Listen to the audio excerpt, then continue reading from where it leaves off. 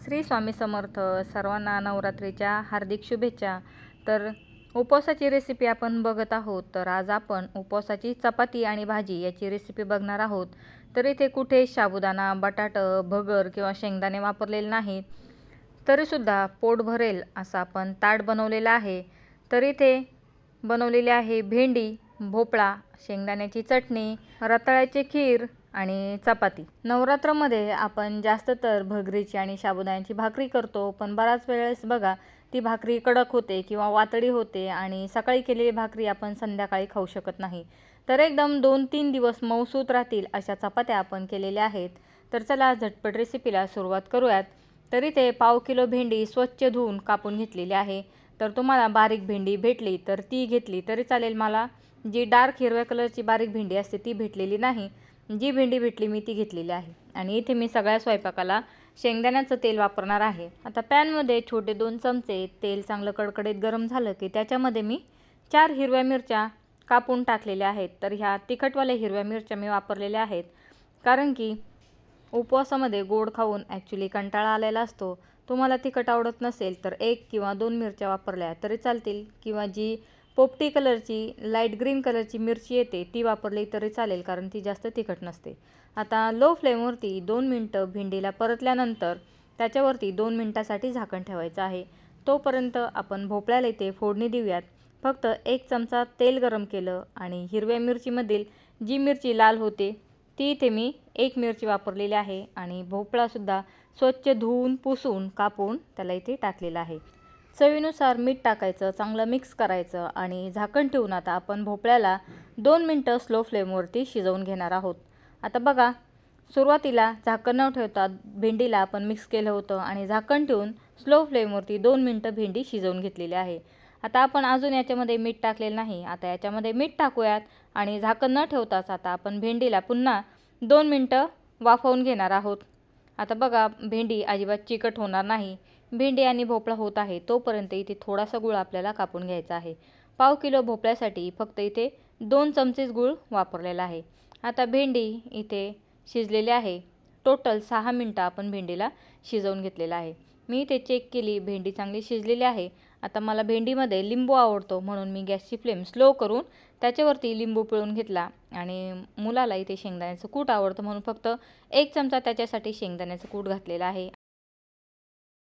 तुम्ही शेंगदाण्याचं कूट घातलं नाही तरी चालेल. आता तोपर्यंत भोपळा शिजलेला आहे.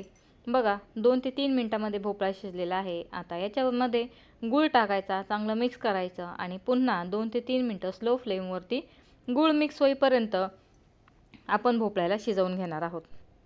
आता शेंगदाण्याचं कूट टाकून मिनिटभर मी भेंडीला पुन्हा इथे वाफवून घेतलेला आहे किंवा शिजवून घेतलेला आहे.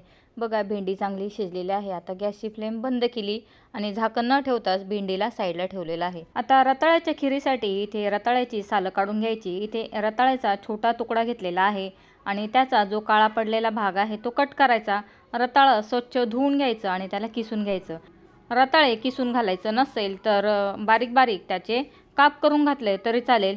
आता इथे रताळं पूर्ण मी इथे किसून घेतलेलं आहे. आणि बघा, असं रताळं जर किसलं तर मग त्याला शिजण्यासाठी वेळ कमी लागतो, म्हणून रताळं किसलेलं आहे. लगेच सगळे साफसफाईसुद्धा करत चालायची, म्हणजे जास्त पसारा होत नाही. आता 2 मिनटामध्ये भोपळ्यामध्ये जो गूळ टाकला होता तो चांगला मिक्स झालेला आहे. बघा, इथे गुळाला चांगलं पाणी सुटलेलं आहे. जर वाटलं तर तुम्ही असाही भोपळा ठेवू शकता किंवा त्याला 1 मिनिटभर पुन्हा उकळून घेऊ शकता. तर मी ते स्लो फ्लेमवरती पुन्हा या भोपळ्याला थोडंसं उकळ काढून घेतली किंवा वाफ काढून घेतली, म्हणजे त्यातील पाणी थोडंसं कमी होईल. भोपळासुद्धा झाकण न ठेवता साईडला ठेवायचा आहे. आता आपण इथे खीर बनवूया. तर तुम्हाला जेवढं हवं आहे तेवढं दूध घ्यायचं. तर मी ते थोडंसंच रताळू म्हणजे अर्धी वाटी किसलेलं रताळं वापरलेलं आहे. त्याच्यासाठी अर्धा लिटर दूध वापरणार आहे. मी घरामध्ये तापवलेलं अर्धा लिटर दूध वापरलेलं आहे. तुम्ही दूध पिशवीसुद्धा वापरू शकता. आणि इथे माझ्याजवळ विलायची पावडर दळलेली नव्हती किंवा वेलची दळलेली नव्हती, म्हणून मी अखंड वेलची सालसहित घातलेली आहे. नंतर म्हणजे ती आपल्याला काढून टाकता येईल. आता आपल्याला चपातीसाठी 2 उकडलेले रताळे हवे आहेत. तर इथे मीडियम साईजचे 2 उकडलेले रताळे थंड करून घेतलेले आहेत. तर इथे बघा, रताळं पूर्ण चांगलं शिजलेलं हवं आहे किंवा उकडलेलं हवं आहे. जर रताळं कच्चं असलं तर मग आपल्याला चपाती लाटताना नक्कीच त्याचा प्रॉब्लेम होईल. आणि रताळं जर आपण असं किसून घेतलं तर बघा, त्याच्यामध्ये कुठे कुठे कडक भाग असतो किंवा काही ठिकाणी खराब पोर्शन असतो जो शिजत नाही तो काढता येतो. आणि बघा काही काही रताळ्यांना खूप केस असतात, त्याला दशासुद्धा म्हणतात, तर ते सुद्धा या पद्धतीने रताळ जर किसलं तर ते निघून जातं. तरी ते एकदम फाईन रताळ आपल्याला किसून घ्यायचं आहे. जे जाडे जाडे जे तुकडे आहेत ते काढून घ्यायचे किंवा रताळाचं जे साल निघेल ते सुद्धा काढून घ्यायचं आहे. तर त्याच्यासाठीच मी इथे रताळ तुम्हाला पूर्ण किसलेलं दाखवलं आहे. मी बघा वरती रताळाचं जे साल निघालेलं आहे ते पूर्ण काढून टाकलेलं आहे. आणि बघा पूर्ण रताळ इथे शिजलेलं होतं. अजिबात रताळ कमी शिजलेलं नको आहे, पूर्ण शिजलेलं रताळच आपल्या इथे वापरायचं आहे. आणि जे वरचे या पद्धतीने तुकडे निघतात ते आपल्याला लगेच साईडला काढून टाकायचे आहेत. तर बघा इथे एकदम रताळाचा गोळा बनण्यास सुरुवात झालेली आहे. आता जेवढा आपण इथे रताळे किसून घेतलेले आहेत तेवढंच आपल्याला पीठ घ्यायचं आहे आणि मध्ये मध्ये कंटिन्यू आपल्याला खिरीला हलवायचं आहे. कंटिन्यू माझा स्वयंपाक होता होता मी खिरीला इथे मिक्स करत होते, म्हणजे खीर खाली लागणार नाही. जेवढं रताळं आहे तेवढंच आपल्याला इथे राजगिऱ्याचं पीठ घ्यायचं आहे. तर 1 वाटीला कमी रताळे होते तेवढंच मी ते राजगिऱ्याचं पीठ घेतलेलं आहे. चवीनुसार मीठ घातलं आणि मिक्स करायचं. तरी ते राजगिऱ्याचं पीठ नसेल तर तुम्ही भगरचं पीठ घालू शकता. आणि रताळा आवडत नसेल तर 2 मीडियम साईजचे उकडलेले बटाटे किसून घालू शकता. आता याच्यामध्ये आपल्याला कोमटपेक्षा थोडंसं गरम पाणी घालायचं आहे. कोमट पाणी म्हणजे एकदम नॉर्मल गरम पाणी असतं, तर हे त्याच्यापेक्षा थोडं गरम पाणी आहे. आणि पाणी घातल्या घातल्याच बघा इथे पीठ चिकट होण्यास सुरुवात झालेली आहे. तर मी ते पीठ मळताना पूर्ण दाखवलेलं आहे, म्हणजे तुम्हाला समजेल की रताळं आणि आपण जर राजगिऱ्याचं पीठ वापरलं तर पीठ पूर्ण चिकट होतं आणि आपण त्याची चपाती करू शकतो. परंतु आपल्या गहूच्या पिठाप्रमाणे एकदम खूप असं चिकट याचं पीठ होत नाही. चपाती एकदम हळूवारपणे आपल्याला लाटायला लागते. आता तेल लावून याचा मी गोळा करून घेतला आणि याच्यावरती आता आपण कापड टाकणार आहोत. सुती कापड ठेवून फक्त 10 मिनटं या पिठाला रेस्ट द्यायची आहे, म्हणजे राजगिऱ्याचं पीठ चांगलं त्याच्यामध्ये मिक्स होईल किंवा मुरेल. आता आपण इथे खीर चेक करूयात. तर इथे बघूयात की आपण याच्यामध्ये जे किसलेलं रताळं घातलेलं होतं ते शिजलं की नाही. तर बघा रताळं इथे पूर्ण शिजलेलं आहे. जवळपास 5 ते 7 मिनटं स्लो फ्लेमवरती मी या खिरीला उकळ काढून घेतलेली आहे आणि कंटिन्यू मध्ये मध्ये या खिरीला मिक्स करायचं, नाहीतर हा जो किसलेला रताळ्याचा भाग आहे तो खाली पातेल्याला लागण्याची शक्यता असते. आता याच्यामध्ये मी अर्धी वाटी साखर घातली. तुम्हाला जास्त साखर आवडत असेल तर जास्त घालू शकता. रताळे थोडेसे गोड असतात म्हणून साखर मी थोडीशी कमी घातली. आता साखर मिक्स होईपर्यंत पुन्हा स्लो फ्लेमवरती त्याला उकळवून घेणार आहे. तोपर्यंत भोपळा आणि भेंडी जे आपण झाकण ठेवले नव्हते त्यांच्यावरती आता झाकण ठेवून घ्यायचं आहे. गरम गरम भेंडी आणि गरम गरम भोपळ्यावरती जर झाकण ठेवलं तर त्याला घाम सुटतो किंवा पाणी सुटतं आणि मग भेंडी किंवा भोपळा चिकट होतो. म्हणून थंड झाल्यानंतर त्याच्यावरती झाकण ठेवायचं. आता खिरेमध्ये साखर मिक्स झालेली आहे. आता आपण इथे खिरीला फोडणी देऊयात. तर 2 चमचे कडकडीत तूप गरम केलेलं आहे. घरामधीलच साजूक तूप वापरलेलं आहे आणि तुम्हाला जे आवडतात ते ड्रायफ्रूट्स याच्यामध्ये घालायचे. तर मी ते मनुके, काजू, बदाम आणि पिस्ता बारीक करून घातलेला आहे. मनुके अखंडच घातलेले आहेत आणि कडकडीत अशी या खिरीला फोडणी घालायची आहे. तुम्ही तांदूळची खीर खाल्ली असेल, रव्याची खीर खाल्ली असेल, परंतु ही खीर एवढी जबरदस्त लागते. तुम्ही एकदा जर कराल तर नेहमी घरामध्ये ही खीर कराल. एकदा नक्की ट्राय करून बघा. आता या खिरीला एकदा उकळ काढून घेऊयात आणि गॅसची फ्लेम बंद करूयात. तर तुम्हाला वाटलं असेल की मी गॅसवरती जास्त दाखवलं नाही, साईडलाच दाखवलेलं आहे, कारण की घरामध्ये दुसरा स्वयंपाक चालू आहे. घरामध्ये कन्यापूजन किंवा मुली जीव घालायचे आहेत, त्याचासुद्धा साईड बाय साईड स्वयंपाक चालू आहे, म्हणून मी एका साईडला माझी रेसिपी शूट करत होते. तर बघा खिरीला उकळी आल्यानंतर लगेच मी गॅसची फ्लेम बंद केली. मी या खिरीला अजिबात खाली लागू दिलं नाही. या खिरीला कंटिन्यू मॉनिटर करायचं, म्हणजे याची चव खूप छान येते. आणि जर तुमच्याकडे दळलेली विलायची पावडर असेल तर ती नक्की घाला. माझ्याजवळ अवेलेबल नव्हती म्हणून मी अखंड विलायची घातली, नंतर ती काढून टाकणार आहे. बघा खिरीला किती छान टेक्स्चर आलेलं आहे. आणि आता आपल्या सर्वांची आवडती वस्तू ती म्हणजे शेंगदाण्याची चटणी. तर तव्यावरती शेंगदाणे आणि मिरची भाजून किंवा तळून ती कुटून घेऊ शकता, परंतु इथे घाई होती म्हणून मी मिक्सरमध्ये अर्धी वाटी शेंगदाणे, 2 हिरव्या मिरच्या, चवीनुसार मीठ टाकून बारीक करून घेतलं आणि 2 चमचे कडकडीत तेलामध्ये 4 ते 5 मिनटं स्लो फ्लेमवरती या शेंगदाण्याच्या चटणीला तळून घेतलेलं आहे, कारण शेंगदाणे कच्चे वापरलेले होते. भाजलेले जर शेंगदाणे असले तर कमी वेळ लागतो. बघा आता जशी जशी ही चटणी थंड होईल तशी तशी ती एकदम मोकळे होण्यास सुरुवात होईल. आता इथे मला 4 ते 5 मिनटं लागलेले आहेत, कारण कच्चे शेंगदाणे होते. तुम्ही जर तव्यावरती शेंगदाणे आणि मिरची तळून नंतर त्याचा ठेसा किंवा खरडा बनवलात तरी चालेल. आता शेंगदाण्याची चटणीसुद्धा झालेली आहे. आता 10 मिनटं झालेले आहेत. या पिठाला चांगलं मिक्स करायचं आणि जेवढी छोटी किंवा मोठी आपल्याला चपाती करायची आहे तेवढे आपण गोळे बनवणार आहोत. तर बघा तुम्ही या पिठाच्या पुऱ्यासुद्धा करू शकता, कारण की या पिठाच्या पुऱ्या खरंच खूप छान लागतात. याच्यामध्ये तुम्हाला आवडतात ते मसाले घालायचे आणि याच्या पुऱ्या लाटायच्या. तुम्ही याच्या आतमध्ये काजू, बदाम, ड्रायफ्रूट्स याची स्टफिंग भरू शकता आणि पुऱ्या करू शकता, कचोरी करू शकता. तर चला, इथे मी एक पिठाचा गोळा घेतलेला आहे. त्याला चांगलं मळून घेतलं आणि आता इथे आपण तेल लावून चपाती लाटणार आहोत. तर इथे चपाती लाटताना एक गोष्ट लक्षात ठेवायची, कंटिन्यू या चपातीला उचलायचं आणि नंतर तिला लाटायचं. तुम्ही कंटिन्यू गहूच्या पिठासारखी ही चपाती लाटायला गेलात तर ही चपाती तुटण्याची शक्यता असते.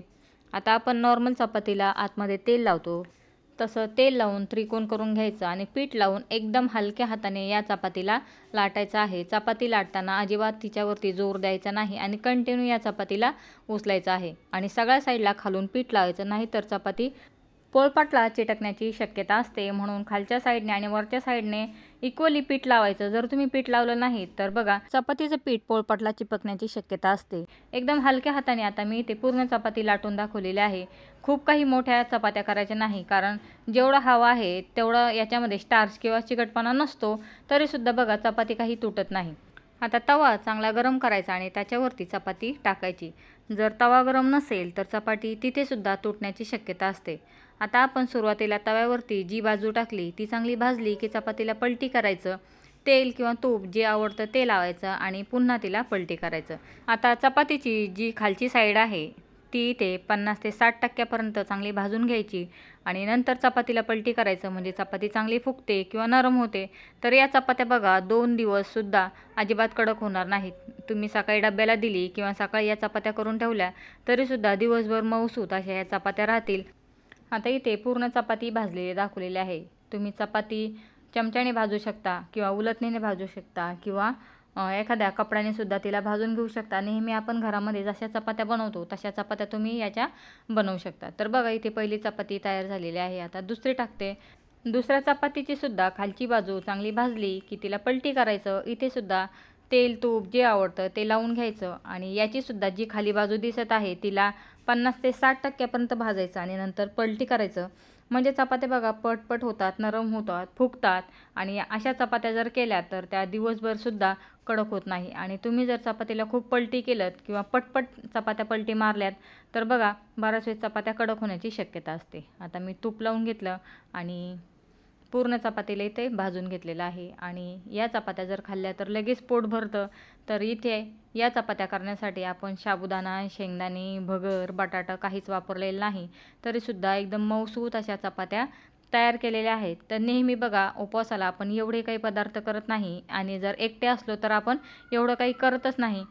परंतु बघा साबुदाणा आणि भगर खाऊन कंटाळा येतो, तर अशा 1-2 चपात्या असल्या तर त्याच्याबरोबर शेंगदाण्याची चटणी किंवा दहीसुद्धा ट्राय करू शकता. ते सुद्धा खूप छान ऑप्शन आहे.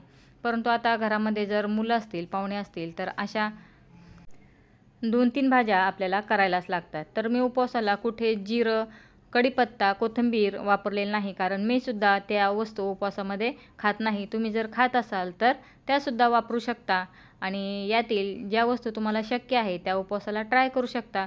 तर बघा भेंडी अजिबात चिकट झालेली नाही. आता आपण इथे आपलं ताट तयार करूया. मस्त तिखट आंबट भेंडी तयार आहे, भोपळा तयार आहे.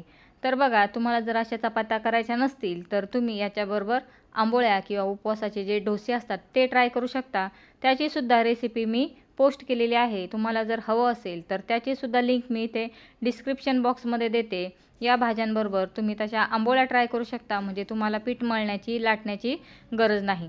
आता मी इथे माझी सगळ्यात आवडती वस्तू म्हणजे शेंगदाण्याची चटणी आणि माझ्या नेहमीच्या जेवणामध्ये सुद्धा शेंगदाण्याची चटणी असते, ती करत असते. आंबोळ्या असू द्या किंवा चपाती असू द्या, माझ्याजवळ शेंगदाण्याची चटणी हमेशा किंवा नेहमी असते. तर बघा खीर किती छान झालेली आहे आणि बघा हिचं टेक्स्चर आणि याच्यामध्ये जी अखंड आपण विलायची घातलेली आहे त्याचा वास घरभर सुटलेला आहे. इवन मुलगा येऊन बघत होता की मम्मीनी उपवास आहे तरी कसली खीर केलेली आहे. तर बघा याच्यामध्ये अखंड विलायची घातली तर ती विलायची आपण काढून टाकू शकतो. आता माझ्याजवळ पावडर नव्हती म्हणून मी अखंड विलायची घातली, परंतु तिचा देखील स्वाद एकदम जबरदस्त आलेला आहे. तर आपल्या सगळ्यात मेन म्हणजे चपात्या. आता इथे 2 चपात्या ठेवून घेतलेल्या आहेत आणि आपलं उपवासाचं ताट तयार आहे। पूर्ण 1 तासामध्ये हा स्वयंपाक तयार झालेला आहे। तर सगळ्या बारीक टिप्स मी सांगितलेल्या आहे, त्याच्यामुळे व्हिडिओ पूर्ण बघा। तर यातील तुम्हाला कुठला पदार्थ आवडला किंवा यातील कुठला पदार्थ तुम्ही नेहमी घरामध्ये बनवता किंवा उपवासाला बनवता ते मला कमेंट सेक्शनमध्ये कळवायला विसरू नका। व्हिडिओ आवडला असेल तर व्हिडिओला लाईक करायला आणि आपल्या चॅनलला सबस्क्राईब करायला विसरू नका। व्हिडिओ बघितल्याबद्दल सगळ्यांचे धन्यवाद।